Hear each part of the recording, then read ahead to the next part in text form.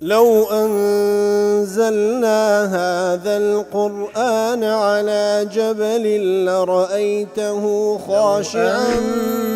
أنزلنا هذا القرآن على جبل لرأيته خاشعا أنزلنا هذا القرآن على جبل لرأيته خاشعا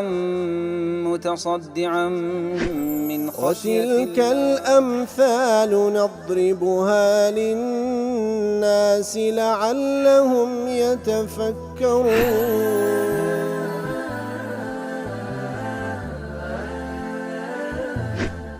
الحمد لله والصلاة والسلام على رسول الله وعلى آله وصحبه ومن والاه. السلام عليكم ورحمة الله. برزان خوشحال لوانش 150 لوانكاني تفسير قرآن بيروز بيم وخزمتان بما بس رزامندي رب العالمين وهي دار مئو آزيش سودي لور بقرن. أعوذ بالله من الشيطان الرجيم. بسم الله الرحمن الرحيم. ولا تأكلوا مما لم يذكر اسم الله عليه وإنه لفسق وإن الشياطين ليوحون إلى أوليائهم ليجادلوكم وإن أطعتموهم إنكم لمشركون. بل خوش وستنا وكل دواني راب رجل خزمة وآت بيروز دابوين. رب العالمين دفرمي لو حيواناتنا مخون كوا ناوي غير الله لسرهين درايا كناوي الله لسر نهين درايا وأوش فسق درسونا لطاعة خواي قورة وبتائبتي وكوت ما فسق بويل يقدر لو آتا وكل آتا كان دواتر دي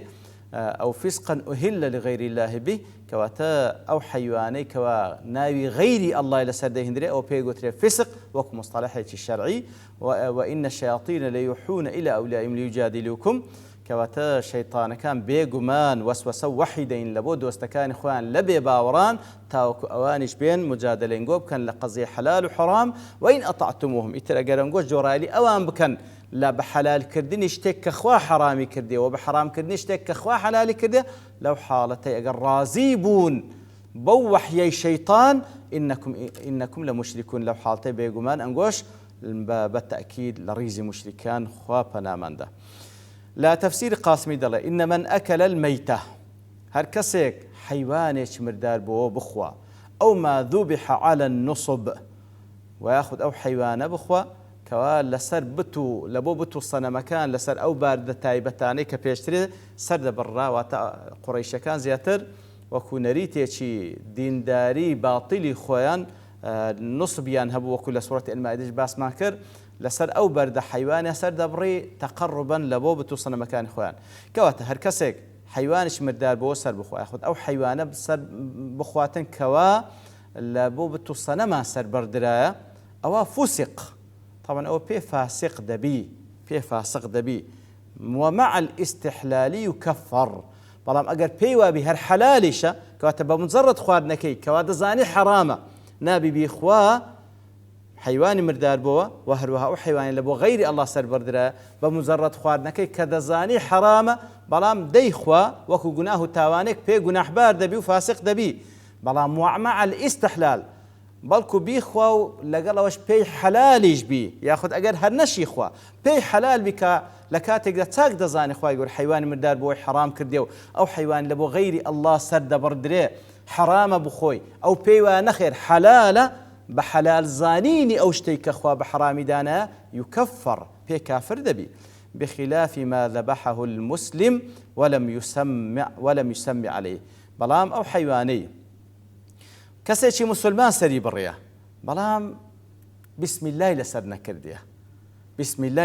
كرديا أو حيواني كسيشي مسلمان سري بريا بلام بسم الله لسرنا كرديا فإن أكله لا يفسق ولا يكفر إجماعا ما دام أو حيوانه كواكسيش مسلمان سري بريا بسم الله لسر نكر أو زا لبيرتسو ياخذ هر أوها بيوا بو كواب واجب نية بسم الله كردن لسر حيوان سر برين بلام لبوت بوتو صنمش سري نبريا لبو هيش تيش كسر نبريا بوشي وش سري بريا كوا خوا فرماني كردي حيوانك وسر دبريا لبو خواردن دخوري إتر خواردن لو حيواني كوا كسيكشي مسلمان سري بريا أجرتي بسم الله شلينا كرديا فإن أكله لا يفسق ولا يكفر إجماعا خواردن لەو حیوانی کە مادەم کەسێکی مسلمان سەری بڕیە ئەگەر بسم اللهش لەسەر نەکردە ئەو کەسێک کە لەی دەخوا نەپێی فاسق و گوناحبار دەبی نەپێی کافریش دەبی ئەوە ئیجماعی لەسەرە. وحينئذ فلا دلالة في الآية على تحريم ذبيحة المسلم التي تركت التسمية عليها عمدا أو سهوا كواتي دلي أو بلغي لسروي أو بلغي لسر أو كوا في البلغي لسر أو كوا أو حيواني كوا كسر مسلمان سري برا بسم الله لسر نكر ديا سبا لبيرتون بو ياخذ هالبي وابو فرض نية بسم الله لسر مهم مسلمان سري برا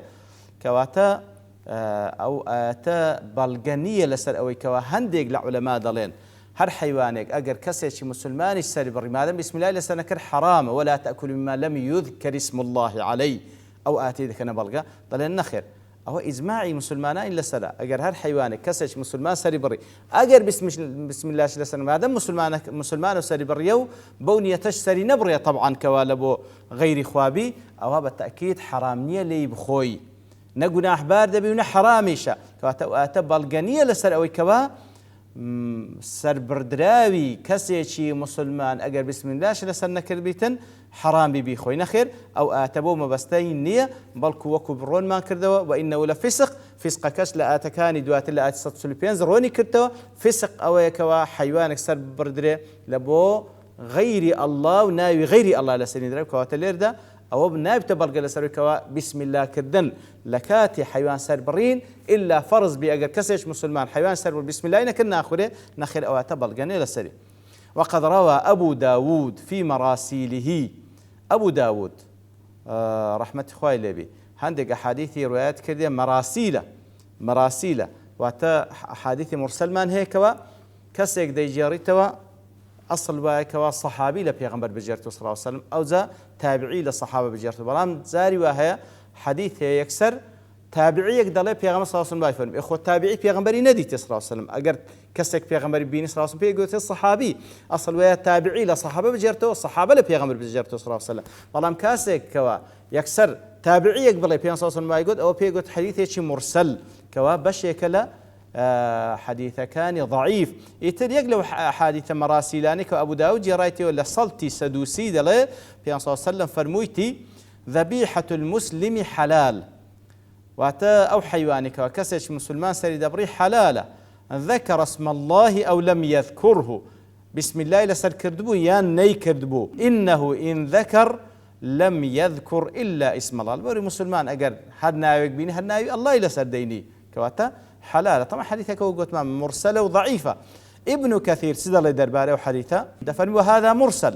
بل وحديث ايش مرسلة بلام يعضد بما رواه الدارقطني بلام أو مرسلة بهيز دبي بتي بويك ودارقطني جرت لابن عباس فيقول لأخوي بابي رازب دفرمي أنه قال إذا ذبح المسلم ولم يذكر اسم الله أجر كسيش مسلم حيوان سربري أجر بسم الله لسر نكربو فليؤكل باب خوري وحيوانه فإن المسلم في اسم من أسماء الله تعالى بروي مسلمان بردوام لجير ناويق لنا وكاني ناو بيروزكاني خواهي قوري كواتا ما دام كسي مسلمان لوي وكوزانان دفرمي كسي كواسري ببري تصح ذبيحته كوا مسلمانه كسي مسلمان كحيوان السربري أجر ناوي خواش بسم الله لسر كأصل وناوي خواش لسر بيني بلام أجر وكو واجب واجبة تفرمون خير واجبني أو آتجنا بلغتك وآتوك باس ماكر بما نايتر ليك ددريتو أصل ناي خوال لسن ناي خواش لسن هنا كاتوك سنة ناي خوال لسن أجر ناي خواش لسن هنا أو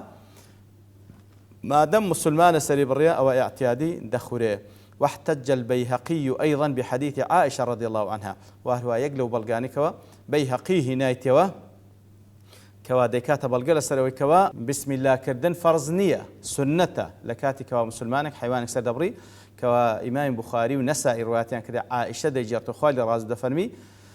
قال قوم يا رسول الله كسانك قلت يا رسول الله إن ناسا من الأعراب حديث عهدهم بشرك كسانك دشتشي تازا للشرك نجاتيان بونا ومسلمان بوينا يأتوننا باللحم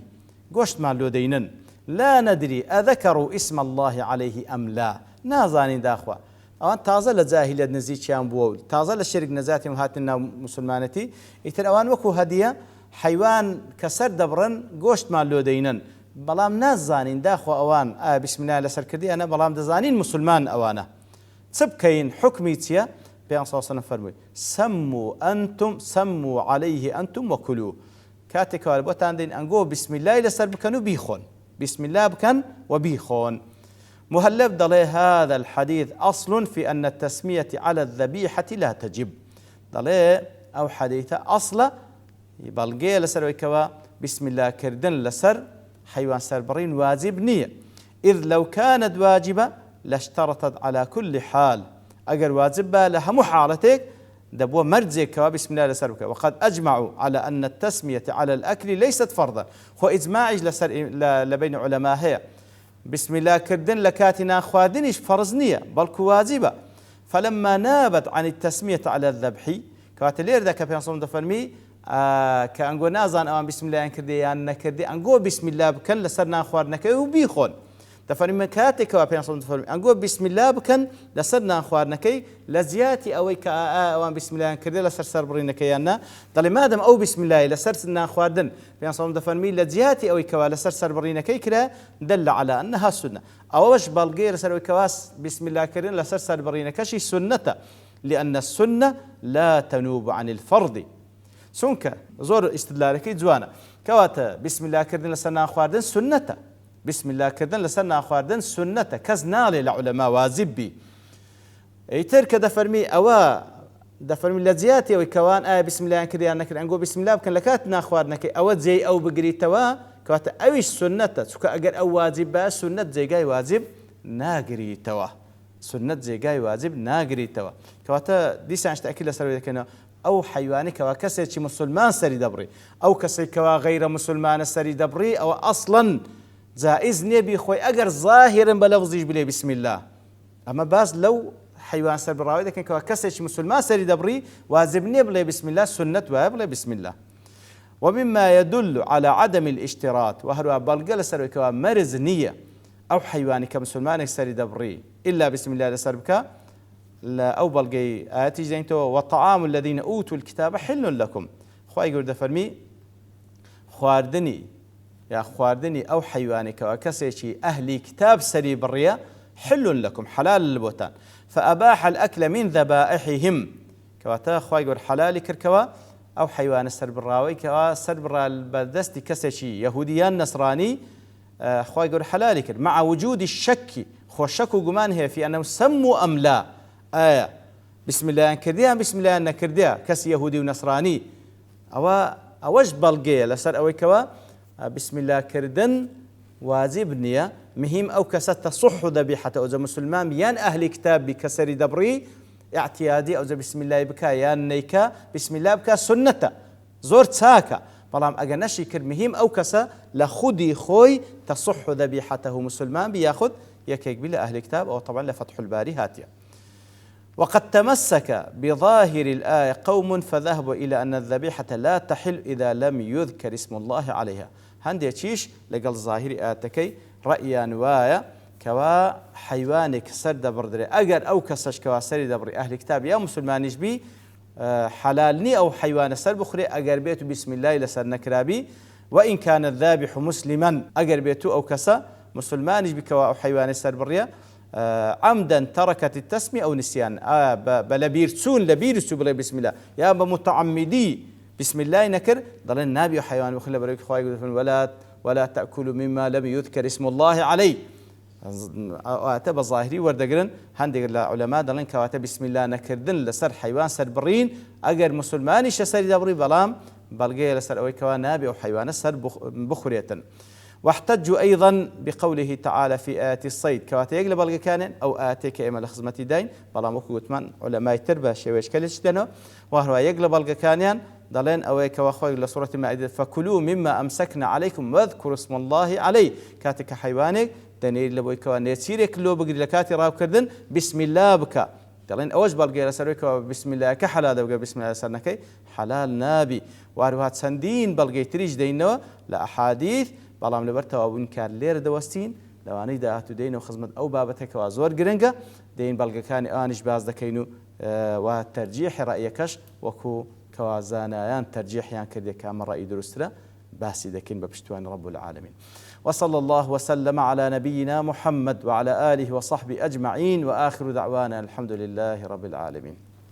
لو أنزلنا هذا القرآن على جبل لرأيته خاشعا أنزلنا هذا القرآن على جبل لرأيته خاشعا أنزلنا هذا القرآن على جبل لرأيته خاشعا متصدعا من خشية وتلك الأمثال نضربها للناس لعلهم يتفكرون.